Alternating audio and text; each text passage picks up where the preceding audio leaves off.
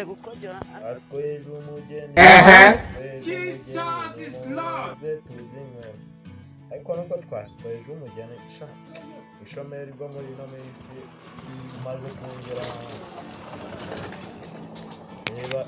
reba nk'ukuntu usigaye nararumanze keretse wenda nk'umuntu wa sinibaza ukuntu umuntu kosenza kongeye kwiga ubutumbuzi muri kano kanya senda tubura ibikira se ariko nari birekanyisha kaba gafone ndagato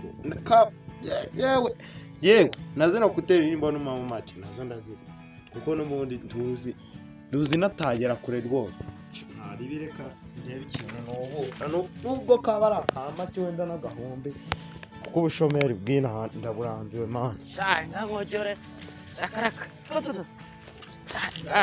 abantu b'ikigezi sirana abamenye man ngojore nakiyegamijeho aha ndashaka kuki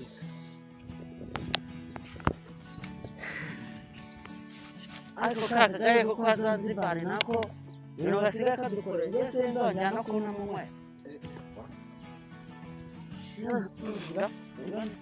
kure nongeye kumukanda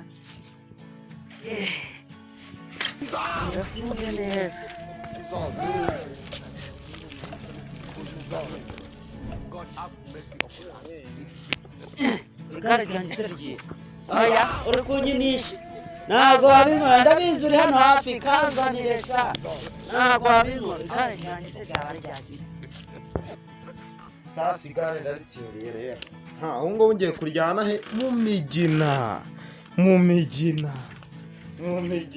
Jesus is Lord ariko karakamara kari paritse nako ibihoni bira sinandi ko muri Kigali hakiba abanyonzi b'imara yego ko nari karacyana kubititse rero nta kibazo gafite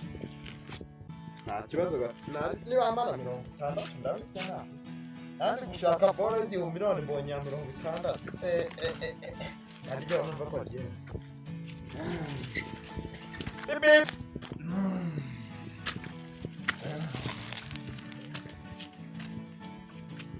harimo na pute kandi mu migina mbere ko nahura n'inda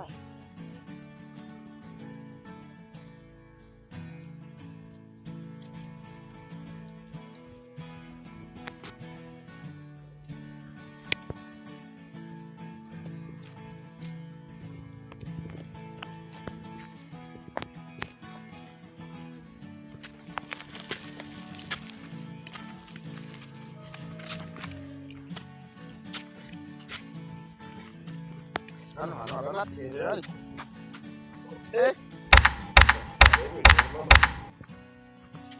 wasanga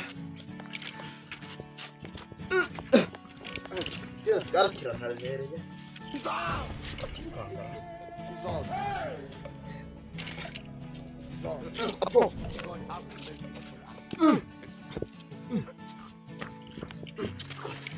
akose mana agara usko ara hano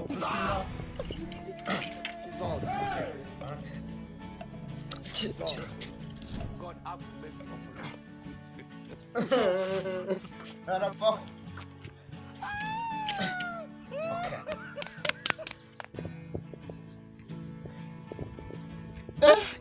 Sheri wanjye warumaze iminsi utaramamagara kampara.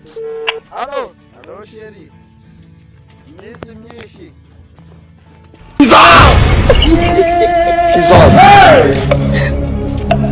Jesus. Ariko subu niruka kuri phone niruka no kuki. Niruka. Kika nakari ni